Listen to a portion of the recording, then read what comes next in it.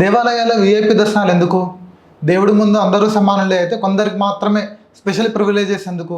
ఈ క్వశ్చన్ నేను అడుగుతుంది కాదు, మద్రాస్ హైకోర్టు అడిగింది.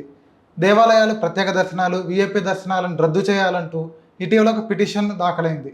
ఆ పిటిషన్ విచారణ సందర్భంగానే జస్టిస్ జిఆర్ స్వామినాథన్, జస్టిస్ వి లక్ష్మీనారాయణలతో కూడిన ధర్మాసనం ఈ ప్రశ్నలు లేవనెత్తింది. మంత్రులు, ఎమ్మెల్యేలు వీళ్ళంతా కూడా దేవుడు తమ కోసం ఎదురు చూస్తారో అనుకోవడం తప్పని, దేవుడు ఎవరి కోసం ఎదురు చూడాలని, వాళ్ళు ఏ టైంలో అయినా దేవాలయాలకు వెళ్ళొచ్చని చెప్పి స్పష్టం చేసింది.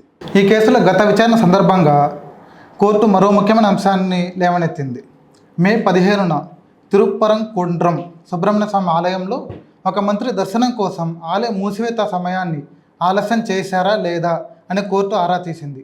అయితే ఆ ప్రశ్నకు సంబంధించి తాజాగా జరిగిన విచారణలో అదనపు అడ్వకేట్ జనరల్ పివి బాలసుబ్రమణియన్ కోర్టుకు నివేదిక సమర్పించారు.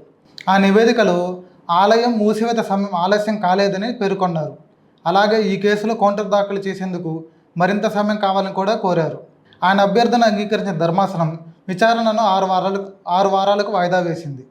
ఈ కేసు కారణమైన పిటిషన్ విషయానికి వస్తే, ఈ పిటిషన్ను విశ్వ హిందూ పరిషత్ ఉత్తర తమిళనాడు విభాగం ప్రస్తుత అధ్యక్షుడు పి చొక్కలింగం దాఖలు చేశారు.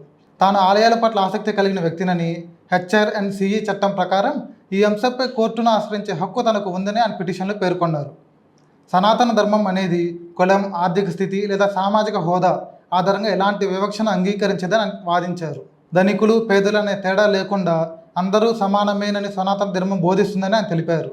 అలాంటప్పుడు దేవాలయాలు ప్రత్యేక దర్శనాలు, వీఐపీ దర్శనాల పేరుతో భక్తుల మధ్య తేడా చూపించడం సరైంది కాదని ఆయన పేర్కొన్నారు. హిందూ మత గ్రంథాల్లో కానీ, హెచ్ఆర్ఎన్సిఈ చట్టంలో కానీ ప్రత్యేక దర్శనాల కోసం అదనపు రుసుములు వసూలు చేయాలని ఎక్కడా లేదని పిటిషనర్ వాదించారు.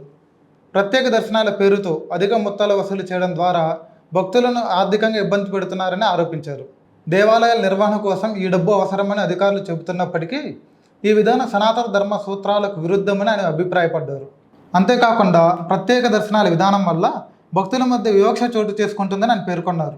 ఈ విధానం రాజ్యాంగంలోని ఆర్టికల్ 14, 19, 21, 25కు వ్యతిరేకమని పిటిషన్ వాదించారు. దీంతోపాటు మరో కీలక విజ్ఞప్తిని కూడా కోర్టు ముందు ఉంచారు ఆయన. హెచ్ఆర్ఎన్సిఈ శాఖ ఆధీనంలోని ప్రతి దేవాలయంలో వృద్ధుల కోసం వీల్చైర్లు అందుబాటులో ఉంచాలని కోరారు. వీఐపీ దర్శనాలు, ప్రత్యేక దర్శనాల వ్యవస్థను పూర్తిగా రద్దు చేయాలని కూడా కోర్టును అభ్యర్థించారు.